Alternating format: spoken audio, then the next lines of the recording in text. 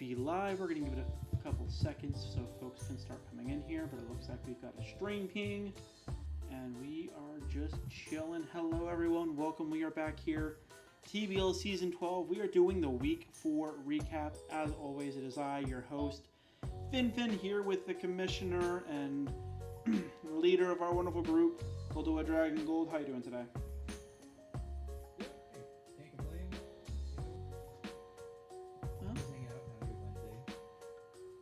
It's good to hear. You always enjoy those. Hopefully a nice chill day. We're already halfway through the week, and thankfully it looks like everything's already been scheduled, so we just need to get caster scheduled, which I'm going to be doing later here today, hopefully, as people sign up, although it looks like a lot of folks just aren't able to do games, so we'll have to adjust as things come up, but appreciate everyone coming in here. If you're watching this live, or if you are watching on the replay of the YouTube channel. Either way, we always appreciate the viewership, but I think we should just jump right into the first match of the week.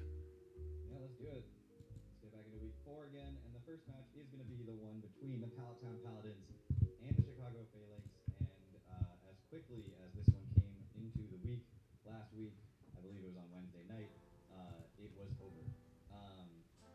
Very, very early into the game, or at least what felt like very early into the game, we saw the double, I don't even know if it was double Terra, but the Dunsparce, Terra Electric staring at Gyarados, Gyarados firing off an attack after getting Dragon Dance up, not killing the Dunsparce, actually firing off an Earthquake, reading the Terra Electric, which is kind of sick, not killing the Dunsparce, Dunsparce firing off a Terra Blast Electric into the Gyarados, not killing the Gyarados.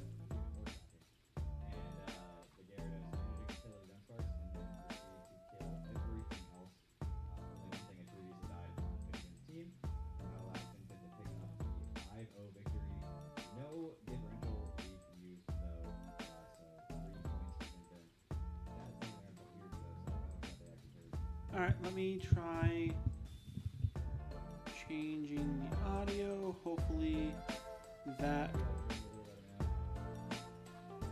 is a little better. Let me also go here and we'll dial this down just to be safe. Appreciate you, chat, letting us know. Unfortunately, the audio setup for me had some weird issues today, so hoping that we can get that resolved. But yeah, this week, really, it just came down to the one moment. The fact that Gyarados lived the Terra Blast from the Dunsparce. It was Moxie, so it just kind of started picking up steam and rolling. There was no speed boost for Godbear's team, so after the Dragon Dance +1 speed and, +2, 3, 4, 5 attack, it started to steamroll. Yeah, and a very good bring this week on the Terra Stellar Gyarados this week. First Stellar we've seen actually get popped in the TBL this season. There are 3 differently typed moves, so some people who don't know, because Stellar is not the most common Terra type, the first time a Pokemon uses a move of a certain type, so in this case a water move, a ground move, ice move, as Gyarados had on it. Hold on, Goldoa. They're not hearing you whatsoever, and I don't know why. My desktop audio is not picking up Discord at all. Oh my gosh, why is it doing this? Alright, try talking now. Can people hear me? Anybody? No? What the heck? I'm trapped in here. Someone let me out. Someone tell Fin I'm trapped. Oh, they should be able to hear you now. Hopefully I'm loud enough and not too loud and didn't just break anyone's eardrums. But anyway, I was explaining how the Stellar Terra mechanic works for anybody who wants to know about it, because Gyarados was Terra Stellar this week. The first time a Pokemon clicks a move of a certain type, in this case Gyarados had a water move, a ground move, and an ice move, it gets a 20% power boost to those moves. Fin correctly realizing that once the Moxie starts spiraling, he doesn't really care about the long-term boost of something like being Terra Water and getting a doubled water-type stab. He just needs the one-time boost to figure out how to get Gyarados over the hump of a couple Pokemon that might have had enough bulk to live 2 hits otherwise. Once he got the Moxies going, it was just lights out from there. Gyarados proceeded to annihilate the rest of the team, got 6 kills in a week. That is a feat rarely accomplished in the TBL, so Gyarados managing to pull it off, and Palatine Paladins picking up a huge 3-point win. As a reminder, before we move on to all the games this week, this was the crossover week. So every win for I don't know if you did it this way necessarily, but it left and right at all, or if that was just I random, started whichever, doing however. it, but it Uh, fell apart pretty quickly as I was trying to get the scenes done. Sure. So anyway, the every win for you as a coach, uh, if the rest of your division all loses, you could just gain a ton of ground early. So we'll keep an eye on that as we move through the week. But the Palatine Paladins picking up the 5-0 win, not using their differential week, and just picking up the big 3 points this week. When there was a three-way tie going into the week for first place, it's huge to pick up the maximum number of points. Yeah, there's no way in hell I was using differential week. I know I ended up winning 5-0, but genuinely, the entire draft battle changes if the Dunsparce kills the Gyarados. Like, I can't risk that stuff. Yeah, hindsight's, 2020, but in that moment, the roll was probably close to 50-50. But But we'll move on to game two here. yep, game two was And your match. The New York yeah. Empoleon taking on the Canadian Celluledges. This one honestly just felt like it was a question of what was stopping the Iron Moth. Unfortunately, early, the one potential check for the Iron Moth that came in was a Galarian Slowking. It was able to take 2 hits, but not after a fiery dance boost on the first one came in. After that, basically anything that swapped in was good to basically die. And the Darkrai didn't want to come in, live. And so that was kind of an interesting spot here to where when Iron Moth came in, it was picking up a kill. Darkrai could then scare it out, but ultimately Goldoa with just more material to pivot around than the Canadian Celluledges. This was an interesting one because on paper you had the faster Mons, but in the stats the Canadian Celluledges had them as almost everything had the ability to taunt a lot of your Mons to keep them from recovering, which I thought was hilarious in this week. Yeah, a lot of speed investment on the side of the Canadian Ledges, which was good that I didn't invest in speed in some ways because I didn't have to worry about, um, losing out on the EV points there when they were clearly going to try to outspeed me. But it also gave me a lot of information that they couldn't have had as much bulk because they were ensuring that they were getting those outspeeds with things like taunt, which allowed the Iron Moth to even be scarier over the course of the battle. So that was super nice. And one other thing about this battle that I thought was really interesting was again, in the speed vein, a couple of times, neither of us were running a Scarf Pokemon here. Darkrai was not Scarfed, Masquerado was not Scarfed. But as they stared each other down, we were both afraid or reading the other one being Scarfed. And, it may have come down at some point to me choosing to click two different moves with the Meowscarada before the Darkrai did. So I gave away the information to the Canadian Ledges that my Meowscarada wasn't Scarfed, meaning that the Darkrai was safe to go ahead and attack it in a future turn. And that did allow them to pick up that extra kill to ensure that they got that 1 point. And guaranteed them, coming away from this battle with at least something, as they were previously undefeated going into this match. So it's cool to see somebody who has had a lot of success during the season, but able to adjust, realize the situation that's at hand, and ensure that they come away with this not empty-handed. Yeah, absolutely. I mean, this was a very interesting one, and you put a lot of prep coming into it. So be curious, as this is a very potential playoff matchup that we got to see early on. Both teams looking like they are destined to make it to the next round. So just kind of a question of what ends up going on from there. But taking a look at the next match, we have the Venus Venusaur taking on the Roman Polions, and this one had a little bit of controversy as due to a misalignment, the sheet did not have the full team in every area. Um, and so one of the spots that Aaron checked still had this team with Roaring Moon instead of Raging Bolt. Ended up not being a full factor just because Alolan Muck was able to wall it and be the answer needed. But ultimately, this just kind of came down to the fact that there was no answer for a body press from the uh, Probopass. Probopass going absolutely insane this week.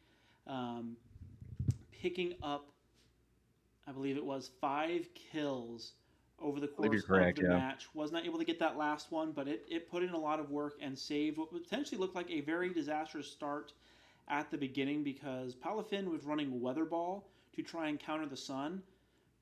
Terra Venusaur that already got its growth off prior to that, so it was at +2. Terra Water with Weatherball was taking full advantage of that rain dance. Yeah, it was a really, really cool early game from Boyd, who has, been struggling to find points this season, facing a very good opponent, and just got like literally it looked like everything was in cruise control mode, and that Boyd was just going to figure out a way to do this until that Probopass just started stonewalling everything. Um, it just Boyd just floundered at the end of the game trying to get that one last kill on the Probopass as it just continued to stare blankly into the void, and pick up the big win for the Roman Polions and 2 points. But Venus Beach do come away with one here this week, so not all was lost. But of course, I'm sure Boyd would have liked to get that win on the board. Oh, absolutely. I mean, one of the big things that this came down to was it was one sun turn short of going very differently. The Walking Wake, one more sun turn, it's able to kill the Probopass, but because sun ran out, Hydro Steam was no longer doing as much damage. It lost the photosynthesis boost. Probopass is able to live, click rest, get full recovery, and just become a menace yet again. So definitely an unfortunate one. Just came up one turn short, but still securing a point, which, in this league, every point matters, especially as we start to look at how the playoff standings shape up. But going into match number 4, this was the first of the Sunday matches. The Atlanta Talonflames taking on the San Diego Pachirisus. And Talon has been absolutely frustrated all season. They have been 0-3 with a -3 differential. So they've lost every match by one mon. And Talon has just been very close the entire time. But this week ends up being the week they get the win. Honestly, some great reads early and fake outs from Talon. We saw Rillaboom faking Grassy Glide to scare out a Urshifu Rapid. We saw a read and clicking knockoff as a safe move, which was huge because it knocked off the Toxic Orb of a Gliscor coming in, so it never got poisoned, kind of really making the Mon limited in what it can do since it wasn't able to recover anymore. And so ultimately, it just kind of came down to capitalizing on that momentum. The San Diego Pachirisus did a great job to try and claw back in this matchup, as Iron Crown was able to pick up 3 huge kills. Um, Rillaboom went down and the tournament went down. Grassy Terrain ended, so Grassy Seed Sneasler wasn't able to get off its Unburden. Unfortunate for Talon, as that ends up costing him, as Iron Crown then just clicks Psychic, immediately nuking the Sneasler. And ultimately, it came down to the very end of Hoopa Unbound versus the World, but Rocks being up, chipping over time, and everything being within range, Scarf Hoopa was able to pick up the kill. And what was funny is it was outsped by Scarf Urshifu, but because there was no, because Surging Strikes is set damage, you know what the crit high roll is going to be. We knew beforehand that no matter what, Hoopa Unbound was living on at least 2 HP, and at that point it was clear it was over. Hoopa Unbound getting 3 kills at the very end and getting Talon their first win of the year. One thing I do want to address here, and we will keep an eye on this as we move forward. The TBL usually tracks win streaks. We have an entire list of every 4+ game winning streak in the history of the TBL. One thing I actually happen to know off the top of my head is the record number of 1-0 games, wins or losses, just back-to-back games that your finishing score was 0-1 or closer. In this case, they were all 0-1 or 1-0 games. Finfin, do you want to guess how many games is the record number of games in a row that someone has played to 0-1 or 1-0? 7. Damn, I probably have told you that before.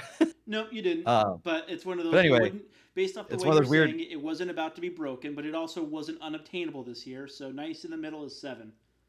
Yep. So 7 is the record that was set by the uh, St. Louis Charizards back in, I believe, season 3, and has not been matched in that entire time. So we will keep an eye on the Atlanta Talonflames, who did just get their 4th consecutive 1-0 game. And that was actually what's even crazier about that is I believe it was Hef Nasty. I don't know if I said that. He picked up a team partway through the season, so it started in like week 3, and it was his first 7 games as a player in the TBL were all 1-0 games. It was actually nuts.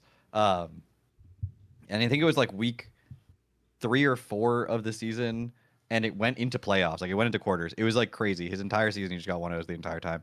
That was before we used a point system, so it was just wins and differential, and a little bit more stressful for him in that case then. But Now we've shifted to the point system, and we'll see how that benefits the Atlanta Talonflames, who do pick up another couple of points here, and a point every time you lose, and a couple points every time you win. It's the recipe for making the playoffs and making a deep run in the season. So we'll see how the Atlanta Talonflames do. We will keep an eye on that, of course. We've got a long way to go before 7 consecutive 1-0 games, but we'll see what they can manage to pull off if they can even come close to tying that particular record, which feels in this moment very unbreakable. Yeah, but hey, you never know. Taking a look at who Talon is playing in the upcoming weeks, their next coach isn't that strong of one, so I could honestly see this trend continuing with a 1-0 win in their favor. But no, it'll be interesting to see. I will say my goal is to let them tie the record, but not break it because I face them week 8, and I'm going to try and get every point I can. But Um, jumping well, you may be into fighting back. You never know to try to get down to the 1-0. So you never know, but we shall you never know. see. But jumping into the next match, later that Sunday evening, we had the Virginia Victinis taking on the Boston Red Rocks, and this one was actually this was probably one of the crazier matches of the week. Gold, I believe you said you were able to go back and watch this one, but um, honestly, it was Hacks crazy for a little bit. Jirachi with its iron head getting flinches is probably what you're No, anticipating no, I'm going to no. say, but No, it no, no. was It was not. Rhyperior. It was Rhyperior Yeah, getting Jirachi wasn't flinches. the one getting flinches. Rhyperior picked up like This was four a straight. non-serene grace boosted. Yep, that's So they picked up like exactly four where straight I Ironhead was flinches. heading before you cut me off. Um, but yeah, Sorry. Jirachi was not the primary threat. It was the Rock Polish. Rhyperior came in and got 3 flinches in a row, absolutely huge ones because without them, either Amon is taking some major damage, getting momentum, or potentially Memento is getting clicked from a Lati to kneecap the Rhyperior, but it was able to just keep rolling until eventually a Tornadus comes in, lands the Focus Blast, and gets the crit. The crit guaranteed the kill. There was still a 30% chance the Focus Blast had to pick up the kill there, but ultimately the crit guarantees. And from there, unfortunately, getting Rhyperior into position cost too much early in the game for the Regirox, and so uh, the Virginia Victinis was able to come in and kind of clean things up with Diancie being able to set up Calm Mines, Terra Fairy, and just nuke the Hydreigon, and the Keldeo was kind of in a losing battle. Yeah, and it was just not enough. Joe needing to click on that Stone Edge into the Tornadus to lock up 1 point, but of course you could miss, so it doesn't guarantee anything. But uh, yeah, unfortunately, Joe unable to pick up a point here in the 0-3 loss this week, but the Virginia Victinis only managing 2 points. And again, they will talk about the ramifications of all that because we actually did manage to get in all 6 battles this week. We weren't necessarily sure that was going to happen, but our 6th match happened last night, and we were able to to get the week completed. So we will be able to show you all of that as soon as we go through this last battle with y'all. But FinFin has decided not to change the screen. But the last battle was the London Shockwave taking on the Atlanta Victory Stars, and similar to Gyarados, perhaps in the way that it felt to the Atlanta Victory Stars, but not in the way that it managed to do it. The Hisuian Lilligant was able to pick up a ton of kills over the course of the game. It kept coming in and out, though. It wasn't necessarily just like a one and done sweep. Sleep Powder into the Clefable earlier in the game, figuring out and isolating which Pokemon was the Zoroark. Addy did this game masterfully. I mean, this was a perfect showing of how a Sun team can just maintain the weather pressure, but even when you don't need the weather, just continuing to apply that pressure consistently. It really never felt like the Atlanta Victory Stars were able to get their footing, despite having the Cinderace being sun-boosted Pyro Balls, slamming into a Great Tuscan 2 at KOing it. The Atlanta Victory Stars could not find a way to break everything on Addie's team, and since that first loss, again, she has started her run through the TBL. This is her first ever 3-point victory in her history in the TBL. So she had always picked up a close win, 2-point win here and there. But now she is locked in with 3 points this week. And look out, everybody, because that's horrifying. This team is obviously very scary. The coach is obviously very talented, and if she's now looking to beat you as quickly as she possibly can, it's going to be even more difficult to find a way through. And Playmaker, the unfortunate recipient of that particular situation, but Playmaker used the differential week previously, doesn't have to worry about it. 0-5 loss, it's 0 points. Addie's in the other division. It doesn't even matter. Playmaker walks away from this, shake it off. Obviously, never want to lose, but able to walk away from this with basically no advantage gained to his own division. So, Yeah, it's a cross division matchup, as you said, and going into the matchup, Playmaker was tied for first place in their division. So going out of it, they were still tied for first place. Huge use of the differential week last week, but this week was a huge win. I'm still upset with Addie because essentially she made it so I don't even get a single moment in the limelight of being first place before she runs away with everything. by one differential point, if I'm not mistaken.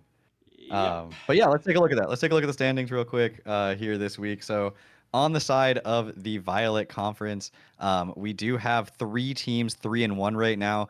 But the New York Empoleon definitively in third, as the 7 points are just not enough to keep pace with the other 2 right now.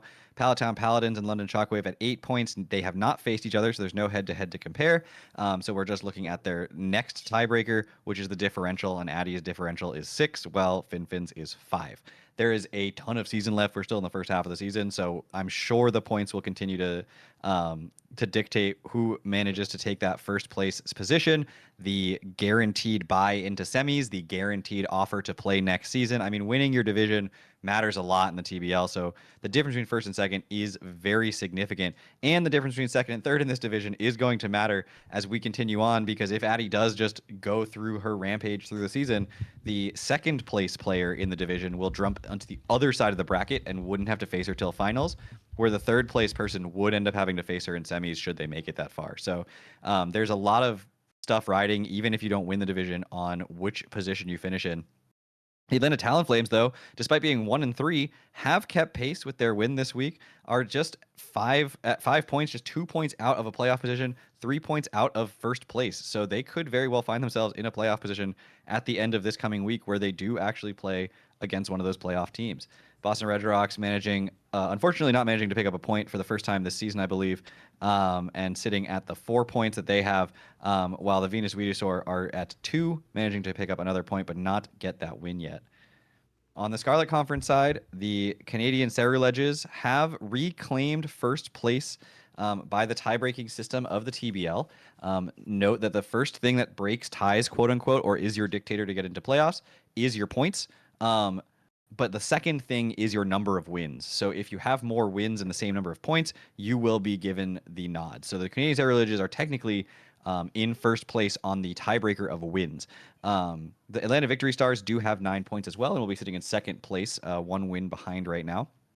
And the Roman Polions, who are 3-1, despite the Atlanta Victory Stars 2-2, are actually a full 3 points behind, sitting in third place here. So they're at 6. The Virginia Victinis are sitting at 5. The Chicago Failings at 4, and the San Diego Patriots at 3. So the entire conference is like lockstep for that third spot in the playoffs. And again, top 3 make playoffs, bottom 3 will not. So as we go into week 5 here in the halfway point of the season, we could see that entire division sitting within 3 points of each other, which is kind of nuts. And we'll see how that goes. Of course, week 4, everything was crossovers. Week 5, nothing is crossovers. So we are going to be looking at. Actually, no, there are crossovers in week 5. There are still 2 crossover matches. There are a couple of crossover matches, but overall, the teams are going to be playing their own divisions again and potentially, closing those gaps.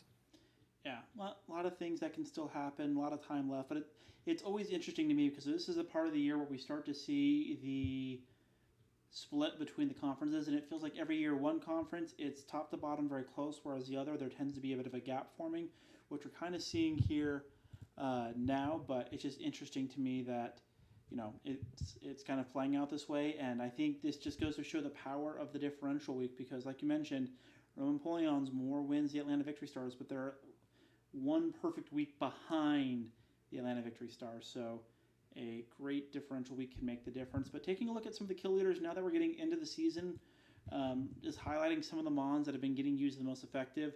Rhyperior, it feels like we are talking about every week this season.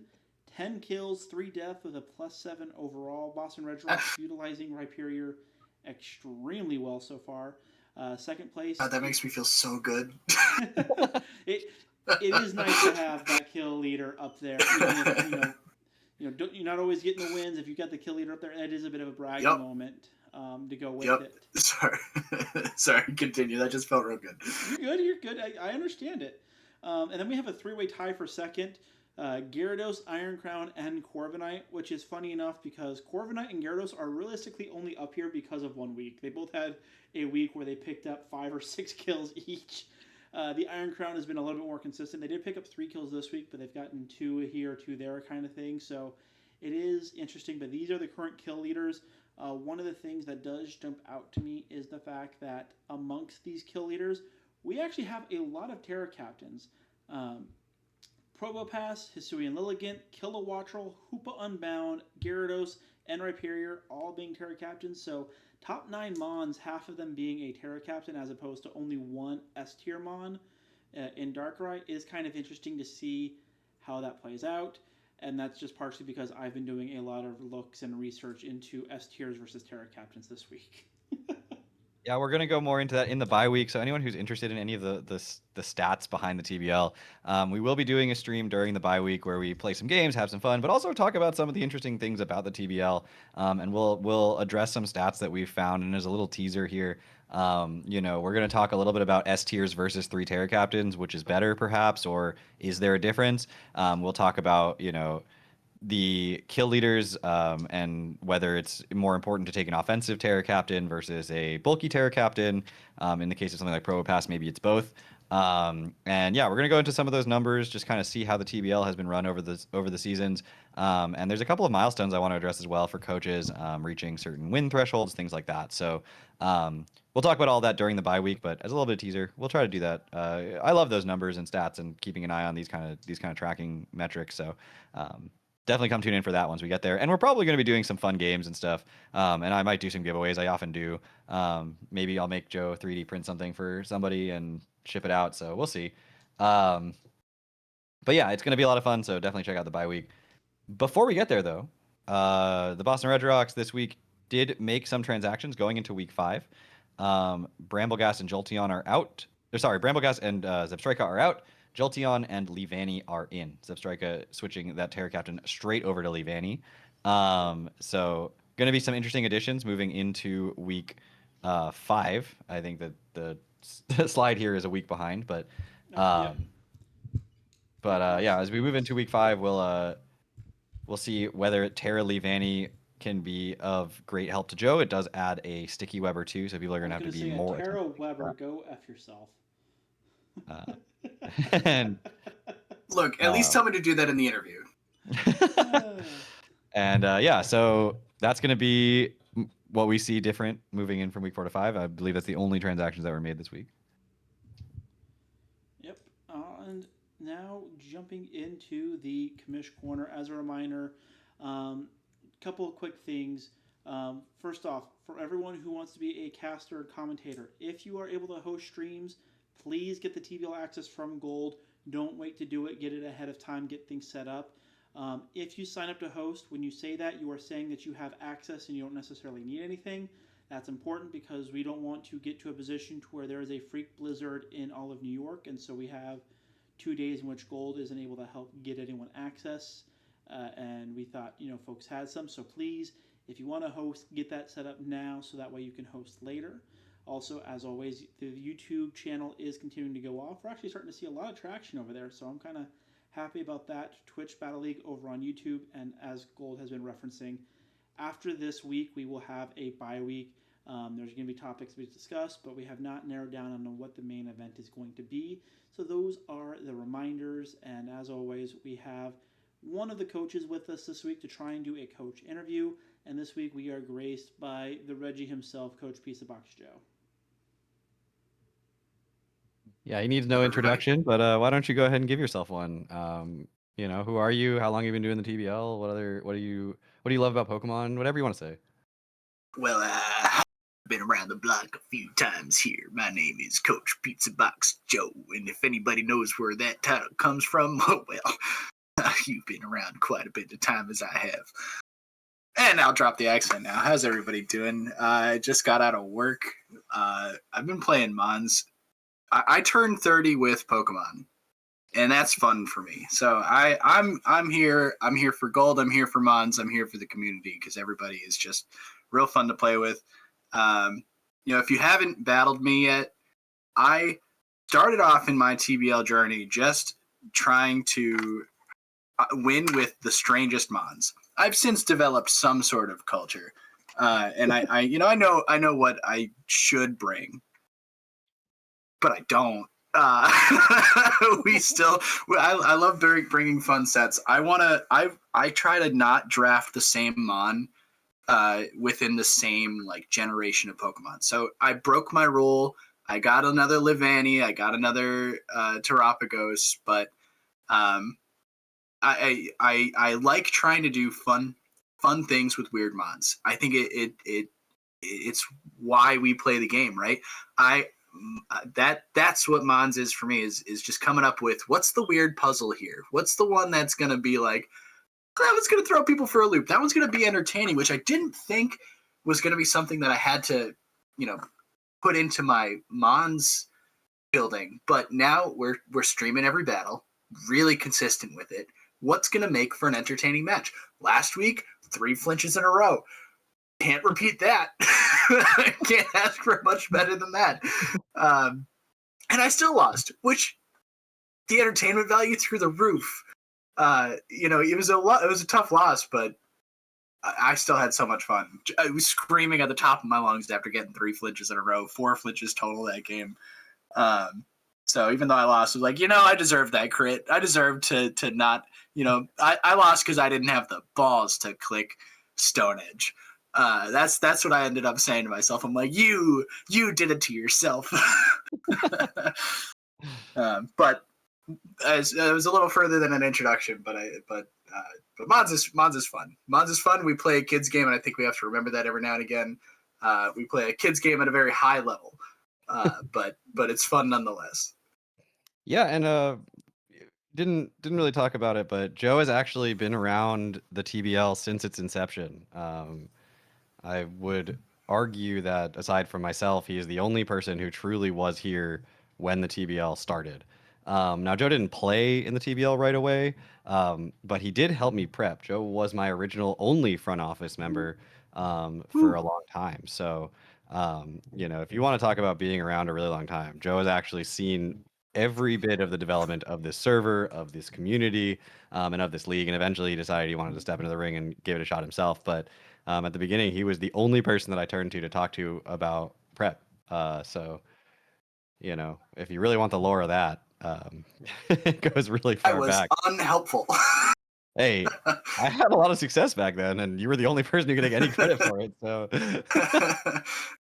I had to be distinctly taught what IVs and EVs were in order to help him prep properly. Back when I was just letting Showdown do the default sets and be like, why is my physical attacking Metagross a modest nature right now? That doesn't make any sense because Showdown was like, oh, you have a special move? let me make you a special set. No. Yeah, Joe was definitely one of those guys. I think that only had 4 offensive moves on every Pokemon way back in the day, and I still do. Come on. But yeah, Yeah. so beyond just like the use of new Pokemon, Joe, what excites you about Draft League? Like, what brings you back each season to wanting to play? Because frequently, and this is a compliment to you and to Finfin, who's also here. You two, one of you two or both of you two, are frequently the coaches that are invited back as a vote by the coaches from the previous season in terms of the most enjoyable opponent, players, community members. And so, the positivity that you bring to the community is obviously very important. But just for you internally, like what what makes it fun? What gives you that drive to keep on, playing Pokemon in this more competitive and more stressful way? Great question. So first and foremost, for those who may not know, I am a TBL or bust kind of guy. I'm here for the TBL community. I don't do any other draft leagues. The most other draft leagues I've done has been when the TBL participates in the PBAL. So that's I just enjoy this community. I enjoy this group of people that you've curated, that you want to keep around. Everybody who's wants to compete. Those people are still here in the server, and even some people that are no longer competing, that have been considered retired, are still hanging around. That group of people that is around is what keeps me here, and just the love of Mons, just the love of Pokemon. This is one of the only games that I really invest time into. We're all getting into the point where we're adults and we have to start prioritizing things that aren't games. And this is one where I'm like, this is, I'm speaking for myself here. But Pokemon is something that despite it, the games, the in-game stuff isn't hard. This is the TBL is what brings me into, like, okay, it scratches the itch of, we're figuring out a problem. We know this, the 12 mons that are coming at the end of the week. What are the 6 that I can bring to beat their 6? It's just scratching that itch of the puzzle is what keeps me in battling in this competitive scene. Because like I said before, coming up with something strange, looking and seeing, oh, I didn't realize that Mon got this move.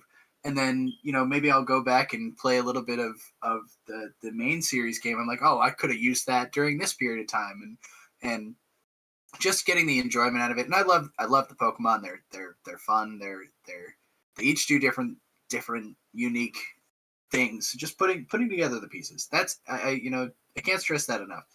I think we're all here because we like a bit of a puzzle. We like a bit of a challenge. And then this group of people, though, is what brings me back year after year. Yeah, speaking of this group of people, so I understand it. There's a core group of people in the TBL server, but who have created a separate spin-off, still Pokemon-related server for TCG, VGC events, and I know you're a part of that. Do you want to give a shout out to any of those people right now? For sure. So Miller, JG, Hef, T-Shen, super famous guy, JG's wife CG. They help me prep on a weekly basis, and I help JG prep with his leagues, and T-Shen's still hanging around because that guy's just freaking awesome. I love that man so much. These are talk about people that I've only met over the internet. Aside from you, obviously, I know you from real life, and I've met now Boyd at this point, but like, this, just having this relationship with people that I've only seen pictures of their faces, but these guys are like becoming ride or die Pokemon guys, and it's so cool to. I never thought I'd have my own front office. Like, I never thought I'd get to this point. I just thought it'd be you and me ticking around playing some Pokemon, and to see it have become like this huge is like, I mean, getting bigger. And obviously, I don't know what numbers you were talking about before, Fin with YouTube, but I love the shorts that you're putting together. Like, seeing everybody come together and really want to see this vision that you have to fruition. This is really cool. Again, you keep saying it. I don't see anybody else doing this. Nobody else is really. There's a lot of like, upload your battles to YouTube stuff. I don't want to go sit and watch every battle on YouTube. I want to be there live. I want to be reacting in chat with people, being like, what's going on here? Bring back LAN. # bring back LAN. But that's fix it. I know. Fix it first. Fix it first. We're gonna have to caveat that. That is not a TBL stance. but I really am super appreciative of those guys every single week. The first couple of weeks of the TBL, I had a lot of personal stuff going on, and T-Shen and JG came in so clutch for me. They were helping me out. They're like, what can we do? You know, T-Shen was putting stuff together, and I got to give him credit for that Healing Wish and Amorous that I brought a few weeks back.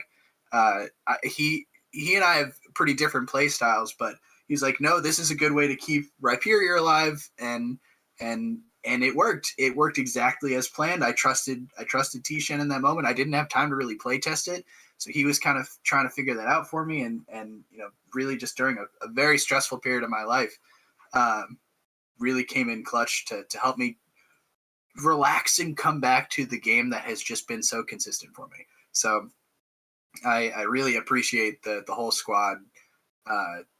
For we call it the raid squad because the reason we broke it off in the first place, I almost forgot this. We're the raid squad because we were going bonkers on Sword and Shield Sword and Shield raids, and then that came into Gen 9 with Terror raids, and we were doing that consistently. We did. I have almost every single of the original Terra Raid 7-star things that were about, and then eventually we lost steam on it because they started repeating them and they got kind of gimmicky. But that was the original intent of that spin-off server, was to do Terra Raids, and now Miller and Hef and JG all play pickleball. And they have their own little pickleball sub-server in there, and it's awesome because Miller shares videos that he posts of his pickleballing, and it's awesome. Like I get little snippets of these people's lives. There's a running joke that I crash a lot of weddings. Which is, I don't crash a lot of them, I just go to a lot of weddings. But they're like, oh, Joe's crashing another wedding again. So just a group of people that have just been so nice to me, and that's what this is. You know, it's just a bunch of goofballs that love playing some Pokemon. That's just my life, man. That's all I want. I couldn't ask for much better than that. See, one of the key things you said there was the fact that, you know, you're just playing this for the community to have fun and chill. And that right there tells me, you know, going back to what you said earlier, that you're TBL or bust. Because we've had so many other coaches who are in 7, 8 leagues. Nope, it's I'm gonna f you up mindset week to week. But you're a lot more here with the community, and it's really interesting, a lot more chill and just kind of involved, as opposed to stressing out about your 7th team match of the week that you've got to prep for. I can't do that, man. And it's no. It's not. This isn't digging at other people who do the 7, 8 leagues. If that's something you want to do, go to town. I love that for you. It's just not me. I've got other stuff going on. You know, it's just not the way I want to prioritize my week. But doing this one, that's what I have time for. That's what I have bandwidth for in my life, and that's my way of relaxing and coming back to, again, something that I've been playing for 25 years. Pokemon taught me how to read. I tell that to people and they don't believe me, but I'm like, no, I had a Game Boy in my hand as early as I had books in my hands. I was reading blue, yellow, red, crystal, gold dialogue and teaching myself how to read because I had to figure out the context clues. Because I couldn't go to my parents because they didn't like me playing video games. But like, that's how long Pokemon's been in my life. Yeah, I mean it's funny too because Joe and I have been playing. There's photos of us playing the TCG together at like young single digit ages. Like I don't even know. I might have been 6. We still have a picture of the two of us sitting on my stairs in my house. Yeah. You had Pokemon Yellow and I had Pokemon Crystal, so you were playing Crystal and I was playing Yellow, and I was in my onesie pajamas, and I must have been like 4. Yeah, this was young, so yeah. Pokemon has definitely connected us for a long time, and it's really cool to see it continue to connect people, and it's fun to see that continuation because I know that we're interviewing other coaches, but for myself, as a little bit of an interesting story, I started in the TBL and I started the TBL and I didn't really know how to break into the rest of the draft league community. And I did have some interest in doing so. And actually the person who got me to do that was Miller. So I haven't spoken to Miller Really? in probably 3 years now. I mean, he's in the server, but we just don't speak as much. But he's the one who he was like, your content entertaining, you're doing a great job with this. Why don't you go ahead and apply to the GBA? Why don't you should do it. He and Tishan both recommended that I try that out. And Miller was the one who ended up inviting me to another league before that as well. And while I was sort of in the decision making process of applying. So these people, obviously I'm really excited that there's a community of people that has been spun off as the raid squad and is enjoying their experience out there and meeting up in real life. But this community matters, and I think it matters to me and it matters to Joe a lot, as two people who have been here for so long through it and sort of worked to make it what it is today, in both of our own ways. So I know I would not be here without Joe in this position, able to do this every week, and push through this, and it's a lot of work to run a league like this. So I don't think, and you can correct me if I'm wrong here, Joe, that you want my position. I don't God, think you no, want to do what absolutely I'm not. doing, but So yeah, no. much so that I still won't buy an Elgato. But it's again, without Joe, I would not be doing this either. So that is a really huge thank you and shout out from me as well, to the same people that you're shouting out, the people that really define this community in many ways, and bring it all together. And obviously, there's a million names we didn't name. We could be here all night if we want to talk about every single person in the TBL community that's benefited and grown it and made it, truly what it is today. Um, but yeah, we want to keep this moving forward. And I do have one final question for you, Joe. And this is the ringer. This is the hardest question you're gonna get asked. All right. Hit me. Which Mon? Now you've drafted a lot. Hmm. Which Mon? And you don't have to. You can explain it if you want to, or you can just give a one-word answer. Is the best draft league Pokemon you've ever drafted? Define it however you want to. Oh, goodness gracious. We might be seeing an up and comer with Rhyperior. That one has been real fun to play.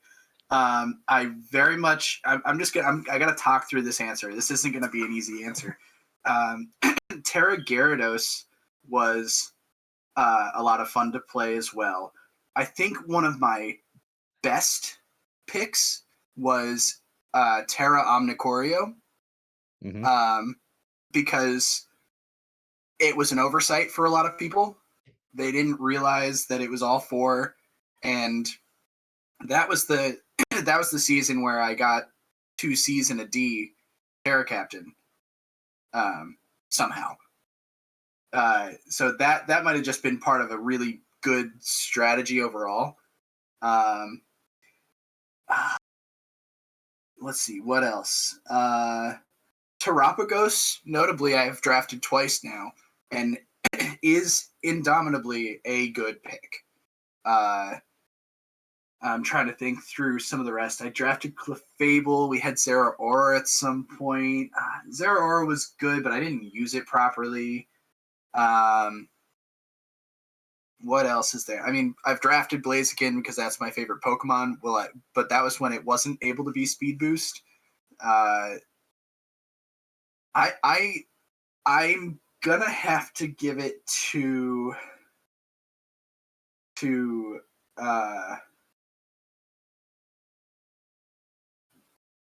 oh no, I can't. That's a tough call. Latios was on there, is on my list as well as a great pick. I need to finish out this season because it's probably Rhyperior, Terra Rhyperior. Heard it here first, folks. Yeah. All right, I do have a question from chat as well. What would your team of 6 be if you were on your own Pokemon journey? Oh, are we including or excluding legendaries? You can have one. One legendary. Oh goodness. Okay. I know how hard that is for you. So my top 3 favorite Pokemon are Blaziken, Rayquaza, and Giratina. So I have to knock one of them already. So we got Blaziken, no doubt. That's 100% coming. I will take Rayquaza. This is going to be mostly a Gen 3 team, Gen 3, Gen 4 team, if I'm being completely honest. Electivire is coming on that journey with me.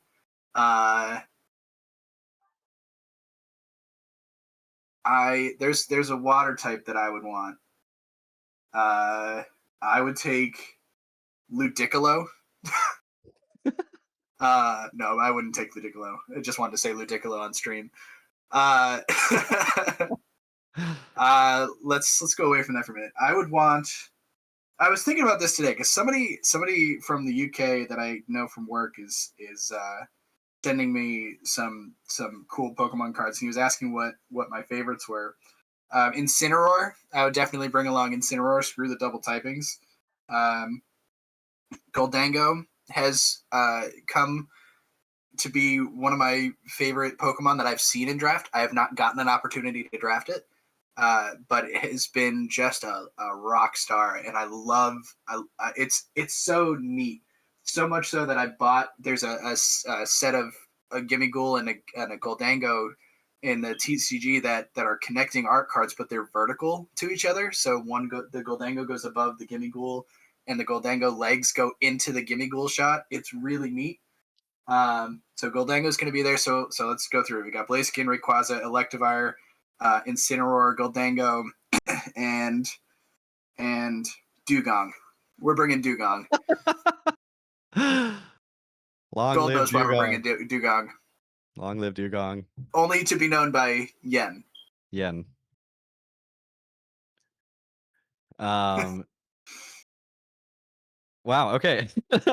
There are some fun picks in there. I knew some of those were going to come. I definitely wasn't. I am really appreciative of Dugong, the pick of Dugong being in there in the first place. And the legitimate last thing that I want to offer, or I want to ask every coach is, wait, especially now early in the season, it's the first half of the season. Who's going to win the season? You're not allowed to pick Addie because she's already been picked. Got to be somebody else. You're asking me who's going to win the season? Yep. Right now, if you can like, you pull up the stats, the current stats page again, real quick, Finvin?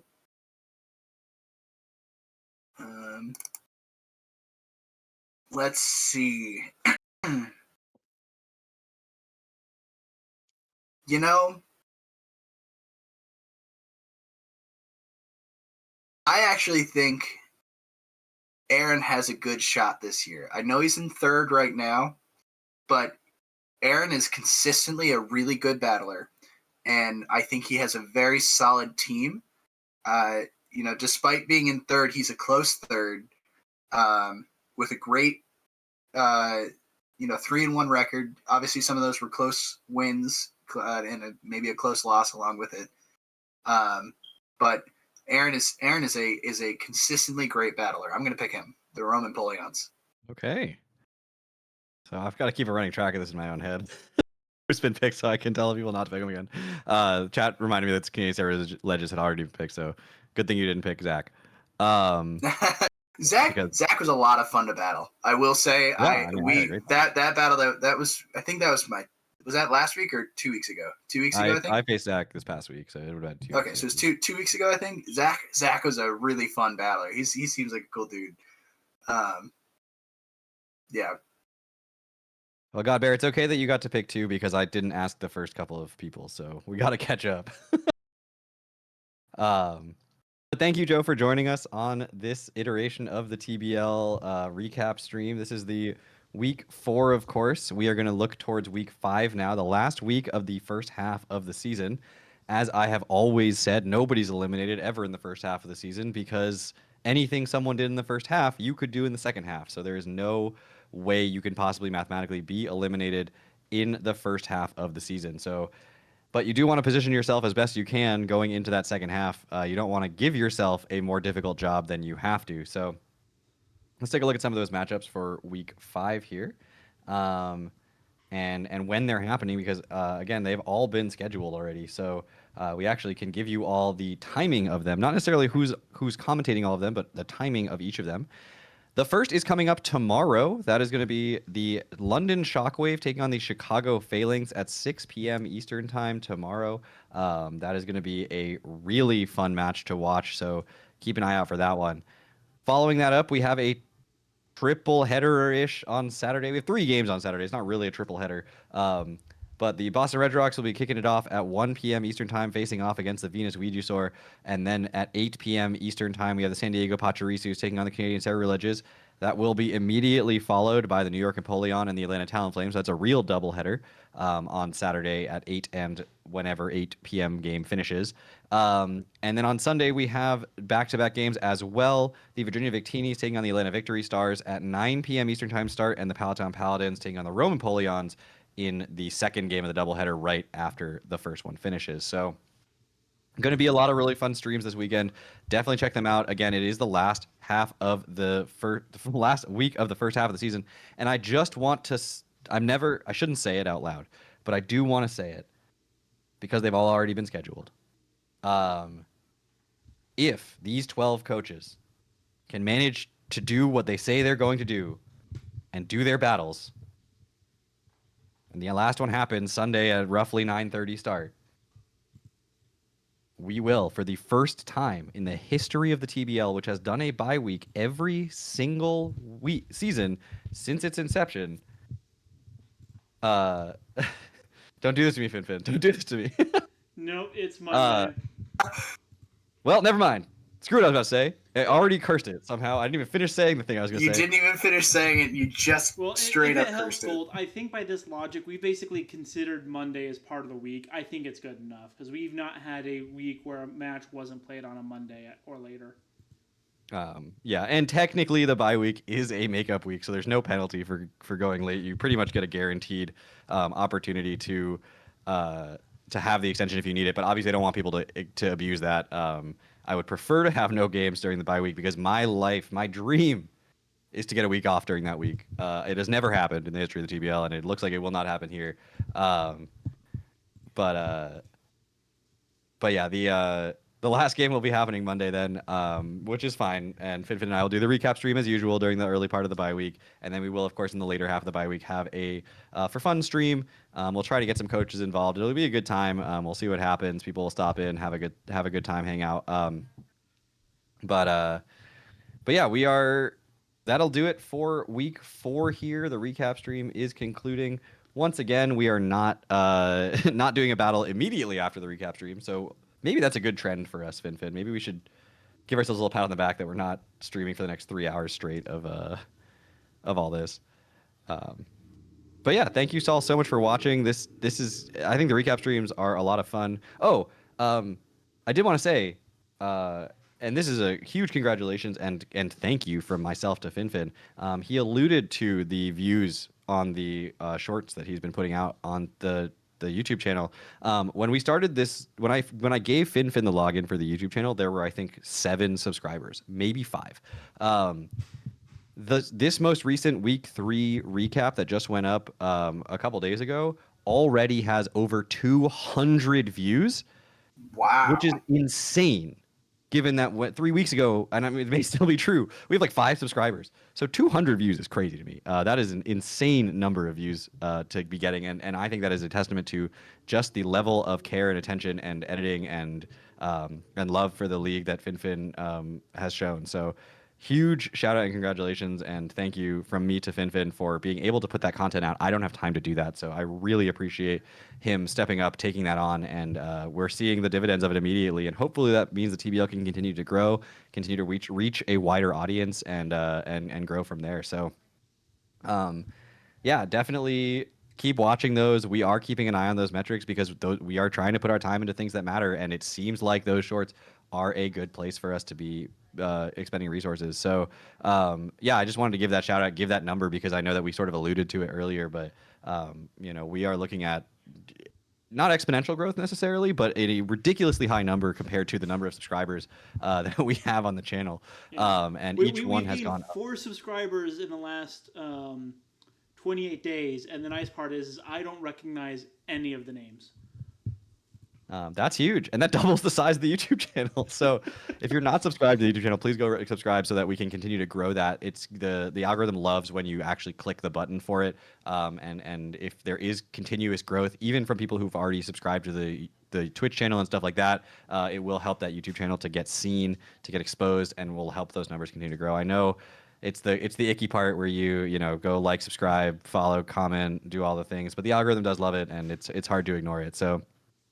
And we are at the end of the day making content. So anyway, that'll do it for us here this week. We are going to go into week 5 as soon as tomorrow.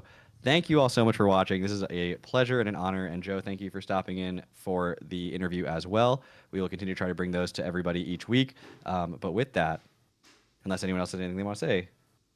Nope, just want to thank Joe for jumping in, joining us last minute, and being there. Thanks for having me. Wonderful self as always. We always appreciate anything that you can do, Joe. So appreciate you being here. Appreciate you guys having me. This is a lot of fun. Wonderful. Joe, why don't you take us out? Well, folks, we appreciate you. Please come back and join us. Also, check out that YouTube channel. But remember, whatever you're doing in your life, just have fun with it. We appreciate you all. We'll see you in the next one. Take care.